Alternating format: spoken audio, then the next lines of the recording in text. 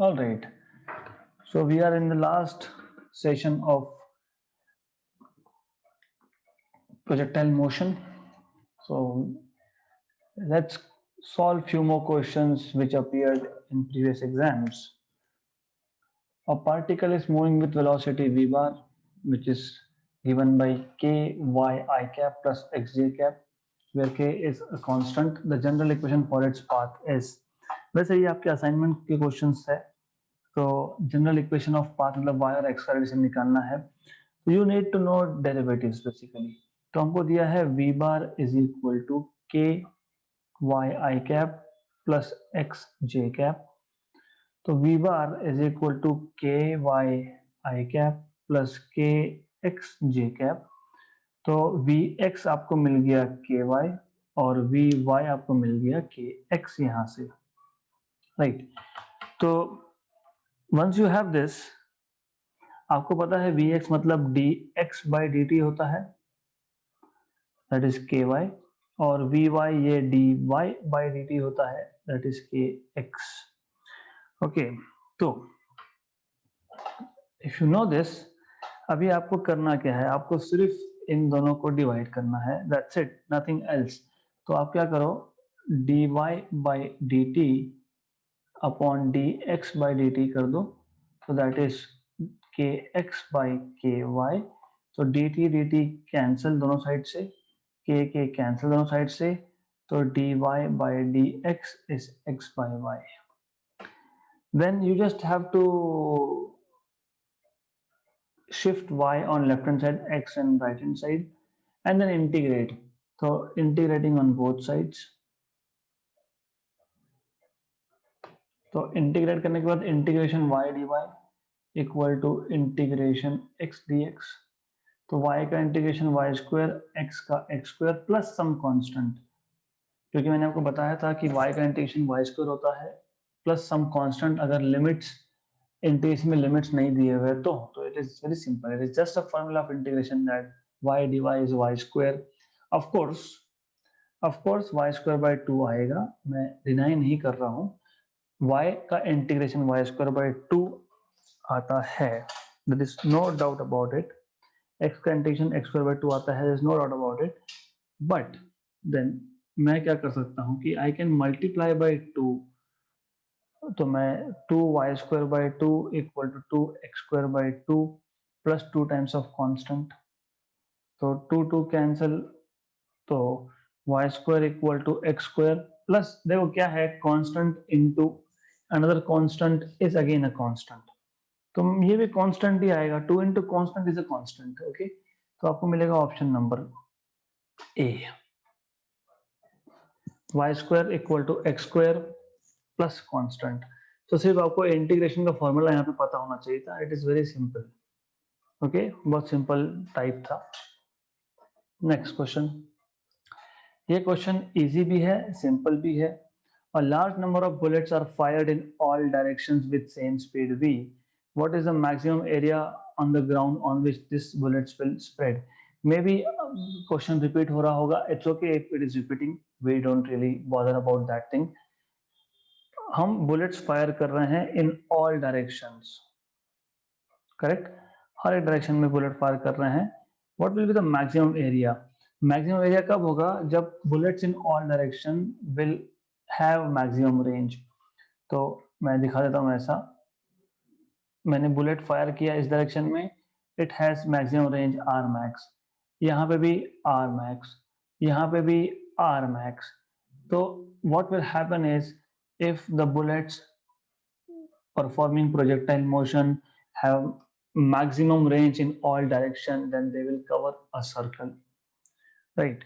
So first of all you should know the area in which bullet will spread, or area covered by bullet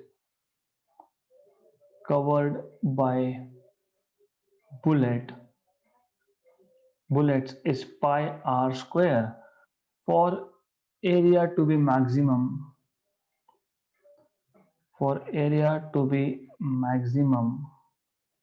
you have this as pi r max square.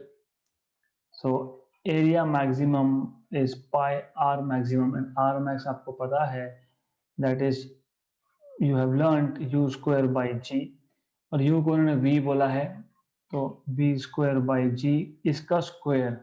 बहुत बार ये square करना भूल जाते हैं students and they tick option number ए, तो ये गलत होगा अगर आप स्क्वायर नहीं करोगे तो pi v raise to 4 by g square, option number B. Okay, तो this is how you can solve this question, it is a very simple type. तो जो असाइनमेंट्स थे बहुत कम लोगों ने सॉल्व किए हैं, which is not a good sign. Next question, a ball is projected with kinetic energy E at an angle of 45 to the horizontal. At the highest point during its flight, its kinetic energy will be। देखो एक ball है जो हमने project किया है with kinetic energy E। सबसे पहले आपको पता होना चाहिए kinetic energy E is half mu square, है ना, राइट। क्यों? क्योंकि इनिशियल वेलोसिटी प्रोजेक्शन कितना था, दैट वाज u, ये ट्रैजेक्टरी है, इनिशियल वेलोसिटी था u, तो इनिशियल काइनेटिक एनर्जी कितना है, हाफ mu स्क्वायर, 45 डिग्रीज पे प्रोजेक्ट किया गया है, right. At the highest point, what you know is eight highest point पे वेलोसिटी का y कंपोनेंट 0 होता है, x कंपोनेंट ux होता है, मतलब u cos थीटा होता है। तो हाईएस्ट पॉइंट पे E kinetic energy E will be at highest point will be E times of, या फिर आप ऐसे लिख सकते हो, आप लिख सकते हो 1/2 mvx स्क्वायर, क्योंकि vy वहां पे 0 है, that is the idea, correct. Highest point पे vy 0 है। अगर आपको ऐसा नहीं लिखना है तो आप लिख सकते हो vx square plus vy square, फिर आप बोलोगे but vy is 0 and vx is u cos theta, है? So therefore you will have E at the highest point as half m vx का स्क्वायर, है ना, तो vx is u cos theta, उसका square मतलब u square cos square theta, that is equal to, आपको पता है half m u square is initial kinetic energy, तो that is E cos square 45, cos 45 is 1 by root 2, उसका square 1 by 2, तो E by 2, तो E by 2 option number B. This is how you are going to solve this particular question, so it is simple। Next thing, a ball is thrown from a point with speed v0 at an angle of projection theta. From the same point and the same instant, a person starts running with constant velocity v0 by 2 to catch the ball. Will the person be able to catch the ball? If yes, what should be the angle of projection? तो मान लो this is x, this is y,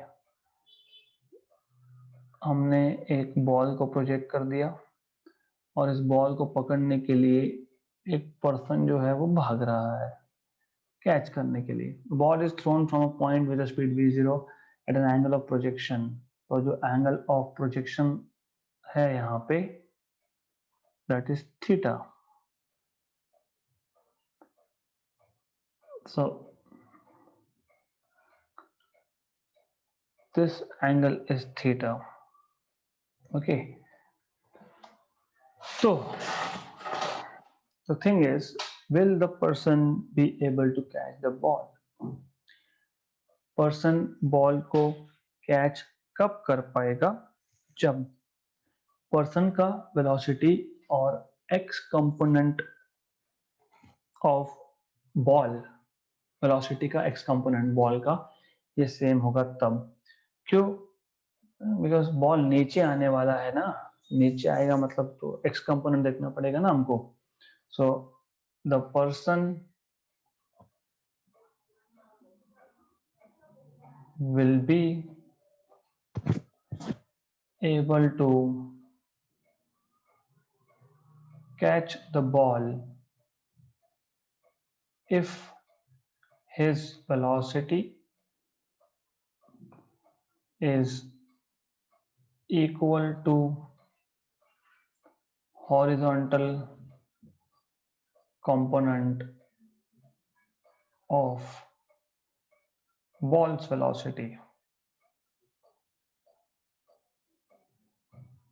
So you may write v0 by 2 is equal to v0 cos theta, है ना, क्योंकि initial velocity u को v0 बोला है इसलिए therefore you will have cos theta is equal to half, which means theta is equal to 60 degrees. So the person will be able to catch the ball, yes, and if the angle of projection is 60 degree. This is how you will be solving this question. तो जितना questions difficult दिख रहे हैं आपको उतना ही in fact easy है. They are not difficult at all, they are easy. अभी हमने सॉल्व किया. A projectile is projected with kinetic energy k if it has the maximum possible horizontal range, then its kinetic energy at the highest point will be. अभी तो देखा हमने kinetic energy at highest point is initial kinetic energy by 2, है ना. तो initial kinetic energy को सिर्फ के ही बोला है यहाँ पे by 2, मतलब 0.5 times of k. We have just solved it, अभी सॉल्व किया यहाँ पे, राइट. क्योंकि मैक्सिमम हॉरिजॉन्टल रेंज कब होगा, 45 डिग्री पे होगा, थीटा इक्वल टू 45. तो ये क्वेश्चन आप खुद कर सकते हो. I am not going to solve this for you because it's extremely simple thing, बहुत सिंपल क्वेश्चन है. A particle of mass m is projected from the ground with an initial velocity u0 at an angle alpha with the horizontal. At the highest point of its trajectory, it makes a completely inelastic collision with another identical particle which was thrown vertically upward from the ground with the same speed u0. Very good.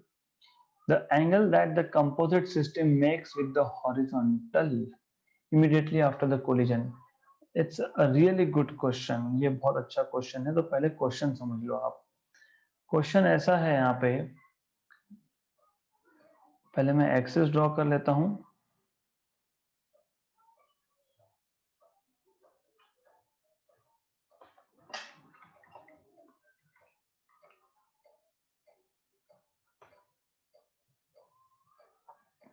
तो हमारे पास एक projectile है which was projected at an angle alpha with respect to horizontal and the speed was u0. तो ऐसा है. Okay, तो this angle is alpha, initial speed is u0. at the highest point, यहाँ पे B point पे it collides with inelastic collision है with another identical particle, मतलब उस particle का mass भी m है which was thrown vertically upward from the ground with the same velocity. मतलब ये जो सेकेंड पार्टिकल है इसको ग्राउंड से ऊपर थ्रो किया गया था with velocity u0, vertically up इसको थ्रो किया गया था, राइट. अभी कोलिजन होने के बाद the angle that composite system, मतलब पहला पार्टिकल और दूसरा particle, what angle will they be making with respect to horizontal immediately after the collision? Good. This is really a very good question, right? सबसे पहले आपको ये पता होना चाहिए that what is the velocity at maximum height, and it is simple thing. तो what we know is, हमको पता है maximum height h is u y square upon 2g, uy is initial velocity u0 sin square alpha, क्योंकि alpha angle of projection है upon 2g, correct. uy is u sin theta, तो u0 sin alpha by 2g. Easy है, बहुत easy है. Velocity at maximum height, velocity at maximum height is, you should know what is velocity at maximum height. It is simple, only x component. मैं इसको v1 बोल रहा हूँ, so it is just x component, that is u0 cos alpha, because you know basically maximum height पे y component 0 हो जाता है, तो that is y. Simple thing, right. जब पार्टिकल दूसरे पार्टिकल को वर्टिकली ऊपर थ्रो किया गया है, okay, so let's say if we are throwing that particle vertically upward, उसके लिए क्या करेंगे फिर, उसके लिए क्या इक्वेशन बनेगा, when second particle when thrown vertically upwards,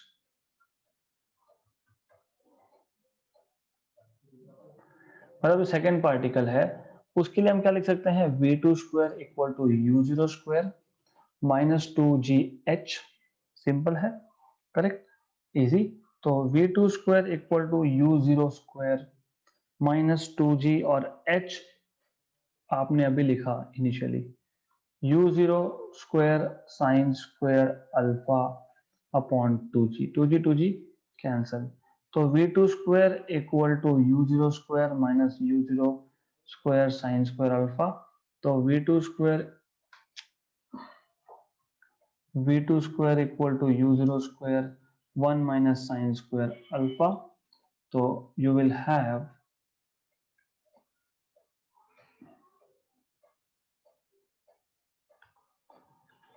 have v2 square equal to u0 square 1 minus sin square alpha is cos square alpha. तो v2 is equal to u0 cos alpha, correct. तो this is what you should be knowing. देखो बात ऐसी है कि you have to understand exactly what is happening. अब मैंने आपको बताया था right after collision the angle made by, है ना, तो ये एंगल पूछ रहे हैं, मैं इस एंगल को कुछ नाम दे दूंगा, मैं I can call it as phi, I can call it as theta if I want. तो ये एंगल की बात हो रही है. देखो अच्छे से समझ लो, जो पहला प्रोजेक्टाइल मोशन है मैक्सिमम हाइट पे, उसका सिर्फ एक्स कंपोनेंट है. जो दूसरा सेकेंड जो पार्टिकल है उसको तो थ्रो ही हमने ऊपर किया है, मतलब उसका सिर्फ वाई कंपोनेंट है, राइट. दोनों कोलाइड हो गए कोलिजन के जस्ट बाद, मतलब कंपोजिट सिस्टम, मतलब दोनों अभी जस्ट कोलाइड हुए, मतलब दोनों अभी मिला के एक सिस्टम बन गया है, दोनों मिला के एक सिस्टम बन गया है. पहले पार्टिकल के पास सिर्फ एक्स कंपोनेंट है, दूसरे के पास सिर्फ वाई कंपोनेंट है. तो दोनों का मिला के जब मैं एंगल देखूंगा तो मैं बोलूंगा tan theta is equal to what, y component, ये वाई कंपोनेंट है अपॉन एक्स कंपोनेंट, और ये एक्स कंपोनेंट आपने इक्वेशन नंबर 1 से लिख के रखा है, correct. Therefore tan theta is equal to u0 cos alpha upon u0 cos alpha, मतलब tan थीटा इक्वल टू 1, मतलब theta is equal to pi by 4. तो ऑप्शन नंबर ए आएगा उस केस में. क्वेश्चन बहुत ही अच्छा क्वेश्चन है ये, और बहुत सिंपल भी है अगर समझा होगा तो. एक प्रोजेक्टाइल, किसी ने एक बॉल फेंका और मैं यहां से नीचे से सीधा ऊपर दूसरा बॉल फेंक रहा हूं, so that they collide inelastically. Just after collision, what is the angle made by the composite system, combined system with respect to the origin, ये पूछा है आपको. पहले पार्टिकल का हाईएस्ट पॉइंट पे सिर्फ x component of velocity vx होगा जो u0 cos अल्फा है. दूसरे का, तो दूसरे को तो थ्रो ही सिर्फ y डायरेक्शन में किया है, तो उसके पास x कंपोनेंट होने का तो क्वेश्चन ही नहीं है. तो उसका हमने v square equal to u square minus two g h solve करके हमने लाया v2 that is only y component. And angle निकालते वक्त मैंने आपको बार बार बोला है that you have to always take tan theta. So tan theta is Vy by Vx. So that is u0 cos alpha upon u0 cos alpha, that is 1, and tan theta is 1 only for pi by 4. Option number A इसका answer आएगा। तो ऐसे type के questions I am expecting that you will be able to solve, क्योंकि this are not really difficult, it is just that कि आपका उतना understanding level होना चाहिए। And मजा तो ऐसे क्वेश्चन में ही आता है सॉल्व करने में। तो you need to understand, you need to solve such questions. Next, from a tower of height h, मैं पहले पिक्टोरिकली बता देता हूं। There is a tower of height h, ये ग्राउंड है। There is a tower of height h, a particle is thrown vertically upward with a speed u. The time taken by the particle to hit the ground is n times the time taken by it to reach the highest point of its path. The relation between h, u and n is, मतलब let me just shift it a little bit. जब हमने एक particle को ऊपर project किया, मतलब ऊपर throw किया, तो पहले वो ऊपर जाएगा, मैक्सिमम हाइट पे पहुंचेगा। इस टाइम को मैं t1 बोल देता हूँ लेट्स से। फिर वहां से वो नीचे आएगा और नीचे आके वो ग्राउंड को हिट करेगा। इस टाइम को मैं t2 बोल देता हूँ लेट अस से। Okay, according to the given question, what they are saying is the time taken by the particle to hit the ground. ये थोड़ा सा आपको अच्छे से समझना है, क्योंकि प्रॉब्लम क्या होता है कि the time taken by the ground, by the object, by the ball, particle जो भी होगा टू हिट द ग्राउंड, लेकिन मेजर्ड फ्रॉम वेयर, हमने कहां से मेजर किया? क्या हमने उसको बी पॉइंट से मेजर किया है या उसको हमने ए पॉइंट से मेजर किया है from the point of projection? मैं बोल सकता हूँ ना, मैं बिल्डिंग के ऊपर खड़ा होकर बॉल फेंक रहा हूँ, अभी मैंने टाइम चालू कर दिया गिनना, जब वो नीचे गिरेगा तो that is also the time it takes to reach the ground, right? The time taken by the particle to hit the ground is n times the time taken by the particle to reach the highest point of its path. मतलब you have to consider the time measured from point A, right? तो ये important है। बहुत जगह पे यही गड़बड़ हो जाती है, तो हाईएस्ट पॉइंट से टाइम गिनते हैं। ऐसा बोला है क्या? नहीं बोला है। तो कहां से? जहां से मोशन स्टार्ट हुआ। कहां से स्टार्ट हुआ? बिल्डिंग के ऊपर से, ए से। This is really important. Okay, then time to reach the maximum height, ये जोक है, हम बहुत बार कर चुके हैं। तो time taken to reach maximum height हम कर चुके हैं। ये t1 equal to u by g आता है। ये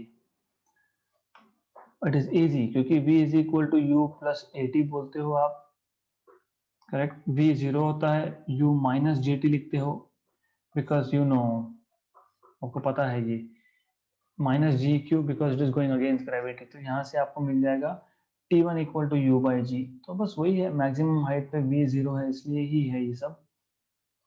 तो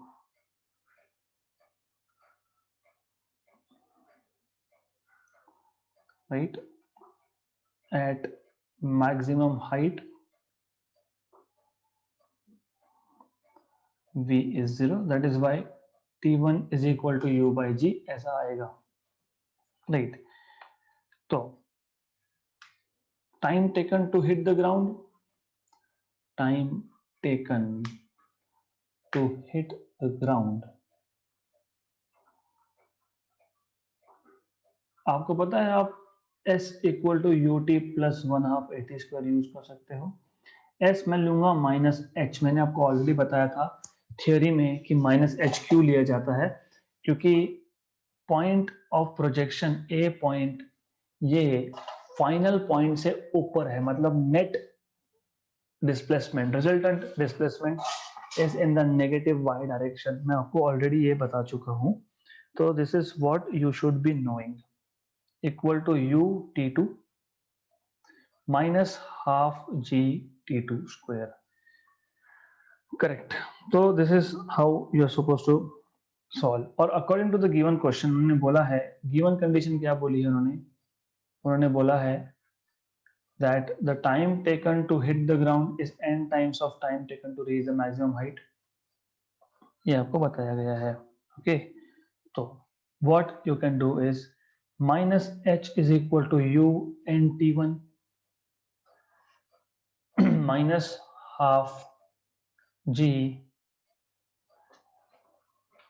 minus half g n t1 का स्क्वायर,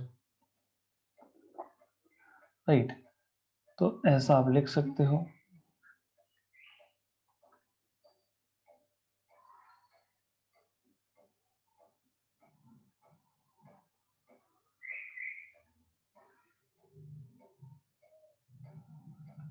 ओके, तो sorry for this, I need to make some space, we should not be short of space।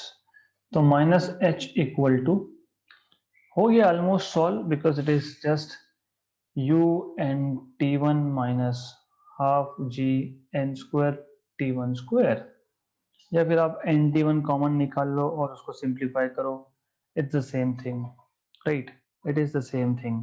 क्योंकि अभी टी वन की जगह पे what I will do is, instead of doing this मैं क्या करूंगा, I will just keep it N, और T one क्या है, u by G, okay, minus half ji N you by G का स्क्वायर। तो माइनस एच, जो जो कॉमन निकालता है कॉमन निकाल लो यहाँ से। तो already n you by g you can take out common, u minus half, क्या बचेगा, you will have a g over here and u by g over here, cancel, so then you will be having minus h is equal to nu by g, तो u minus nu by g ये रहेगा, इसको simplify करो, इसको solve करो। तो I will leave it as an exercise for you, क्योंकि I can see the answer here. सिर्फ आपको क्या है कि थोड़ा सा सिंप्लीफिकेशन खुद को करने के लिए लगाना चाहिए। It is quite visible from this equation that the final answer is going to be 2gh equal to nu square n minus 2। Okay, बहुत सिंपल है, वो दिख रहा है, वो just have to simplify, you just have to simplify. Okay, तो simple है, एक स्टेप है इसमें सिर्फ कर लेना। तो क्वेश्चन में इंपॉर्टेंट क्या था, एक time taken to hit the ground is measured from initial point, मतलब पॉइंट ए से आप देखोगे, ना कि पॉइंट बी से। दूसरा T2 is n times of T1, ये सिर्फ आपको s equal to U T plus one of at को जब यूज करोगे उस इक्वेशन में सब्स्टिट्यूट करना है और सिंप्लीफाई करना है, that's it, nothing more than that. तो ऑप्शन नंबर सी इसका आपको आंसर मिलने वाला है। It's a very simple question, ये भी सिंपल है।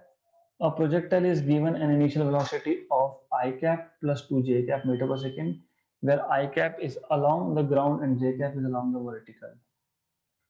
Okay, if g is 10, what is the equation of trajectory?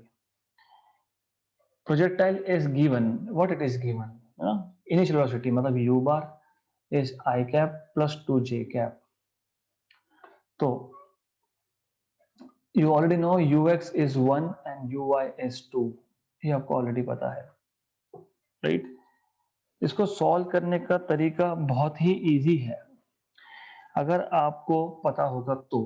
आपको याद होगा हम लोगों ने इक्वेशन ऑफ ट्रेजेक्टरी में. Let me just take any trajectory that we have drawn, any projectile basically. I am little lazy to draw everything again, इसलिए मैं नहीं करने वाला ड्रॉ. तो अगर आपको याद होगा, इफ यू रिमेंबर, ये x डिस्टेंस, हमको क्या चाहिए, x और y में relation, x distance at any instant of time, x is equal to you x t. ये आपको पता होगा ही, और ux की वैल्यू 1 है into t. Simple. Similarly s equal to U T plus 1/2 A T square, अगर मैं y कंपोनेंट के लिए यूज करता हूं तो s की जगह पे y, ये u y t plus half a y t square. y और यू वाई आपको पता है कि वहां पे 2 वैल्यू दिया हुआ है ना, इंटू टी. करेक्ट. और ए वाई की वैल्यू आती है माइनस जी, क्योंकि it is against gravity, g by 2 times of t square. right, from equation 1 and 2, right? substituting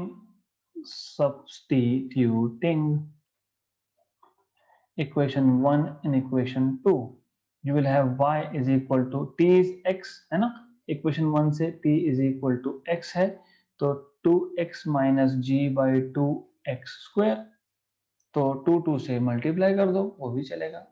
तो आपके ऊपर है, you just have to solve this. Simple, right. तो आगे आंसर, अगर नहीं समझ में आ रहा होगा तो g की वैल्यू को 10 डाल दो, उन्होंने 10 बोला है, हो गया सॉल्व. तो y is equal to 2x minus 10 by 2 is 5x square, तो 2x minus 5x square. Option number B. कुछ नहीं था यहाँ पे, it was very simple case. Again there is nothing at all.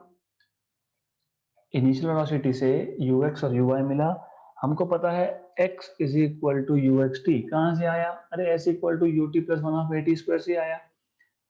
s मतलब x, u मतलब ux, t मतलब t.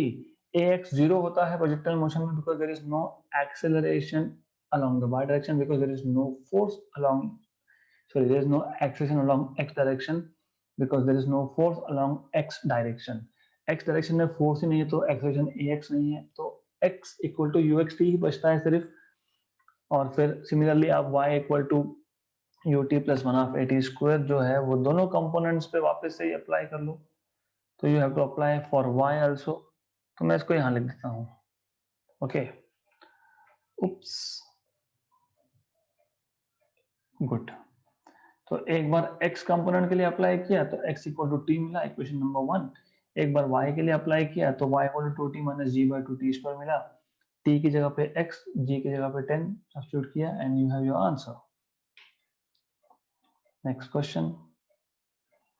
Two guns A and B can fire bullet at speeds. तो पहले का इनिशियल स्पीड है 1 किलोमीटर, मतलब 1000 मीटर पर second. दूसरे का इनिशियल स्पीड है 2 किलोमीटर, मतलब 210 पावर 3 मीटर पर second. From a point on horizontal ground, they are fired in all possible directions. The ratio of maximum areas covered by the bullet. देखो अब क्या है, पहली गन ने जो एरिया कवर किया है, right, let's say A1, maximum area की बात हो रही है. और दूसरी गन ने जो कवर किया, that is in the red, let us से A2, मैक्सिमम एरिया की बात हो रही है. हमने अभी अभी देखा, क्या देखा, we know that maximum area covered bye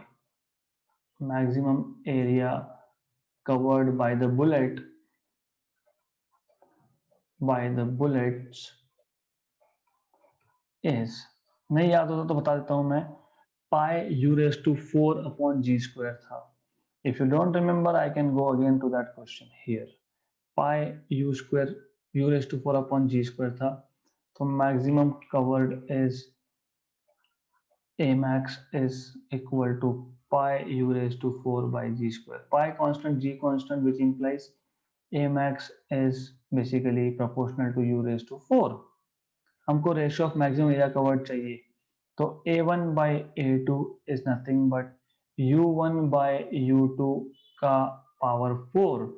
u1 है 10 to the power 3, u2 है 2 into 10 power 3 raised to 4, 10 power 3 10 power 3 cancel, 1 by 2 raised to 4 16, 1 by 16 आता है ये ऑप्शन नंबर बी। ये लास्ट ईयर का क्वेश्चन पूछा गया है I think in NEET exam. तो this is how you can solve such question and it is extremely simple again, there's nothing at all here, कुछ भी नहीं था ऐसे क्वेश्चंस में। तो and if I am not wrong ये question मैंने ऑलरेडी लिया है, नहीं लिया तो ले लेता हूं, doesn't matter. A plane is inclined at an angle alpha equal to 30 with respect to the horizontal. A particle is projected with a speed of 2 meter per second from the base of the plane making an angle theta with respect to the plane as shown in figure. तो 15 degree with respect to plane है, the distance from the base at which the particle hits the plane is, देखो ऐसा है, the distance from the base at which the particle hits the plane, क्या होगा यहाँ पे कि it will go something like this and fall somewhere over here. Okay, the distance from the base at which the particle hits the plane, मतलब range पूछा है आपको on an incline plane. मैंने आपको बताया था range on an incline plane का formula 2u square sine alpha cos of theta plus alpha, cos of theta plus alpha, I'm sorry for this, upon अगर आपको याद होगा नॉर्मली क्या होता है 2u square sine theta cos theta upon G. यहाँ पे मैंने आपको बताया था g कॉस स्क्वायर थीटा या अल्फा, ऐसा कुछ एक इक्वेशन था, if I am not wrong it was alpha over here, yes. Alpha is the angle made by the plane with respect to the horizontal। मैंने आपको आई रिमेम्बर करेक्टली मैंने आपको range का फॉर्मूला लिख के दिया है, फिर भी मैं आपको वेरीफाई करवा देता हूँ if I still have the notes. तो motion on incline plane, yes, somewhere over here, somewhere over here. देखो ये formula 2u square sine theta cos theta plus alpha upon G cos square alpha range on an incline plane. मैंने इसलिए बोला था that you need to remember formulas, you can not afford to forget formulas. तो formula पता होना चाहिए। तो theta पता है, अल्फा पता है, यू पता है, करना क्या, ऐसी वैल्यू डालनी है। तो r is equal to 2, u is 2 square cos sin of alpha, sin of alpha is 30 degrees, cos of theta is 15 plus alpha is 30 upon g, और g की वैल्यू 10 बोली है, cos square alpha that is 30। so 2 into 4 is 8, sin 30 is half, cos of 45 is 1 by root 2, g value is 10, cos square 30, cos 30 is root 3 by 2, उसका square 3 by 4। Okay, तो ये आपको solve करना पड़ेगा and just you solve this, पूरा solve कर लो, फिर जो आंसर मिलेगा वो मिलेगा। I mean this is like 1 and 4 this is like 2 and 5। Okay, तो ये पूरा आपको सॉल्व करना है और अप्रोक्सीमेटली बोला है, तो what you can do is it is 4 into 2 that is 2 ऊपर जाएगा अपॉन 3 रूट 2, तो ये आपका बन जाएगा 4 रूट 2 बाई 3। इजी है ना, 4 root 2 by 3, 4 by 3 is 1.4 something like that, 1.33 something, 1.33 होता है वो, इंटू रूट टू इज 1.732। तो ये पूरा सॉल्व करो आप, तो I will just do it on calculator and I'll let you know what is the answer. So it is 4 into 1.414 divided by 3, 1.8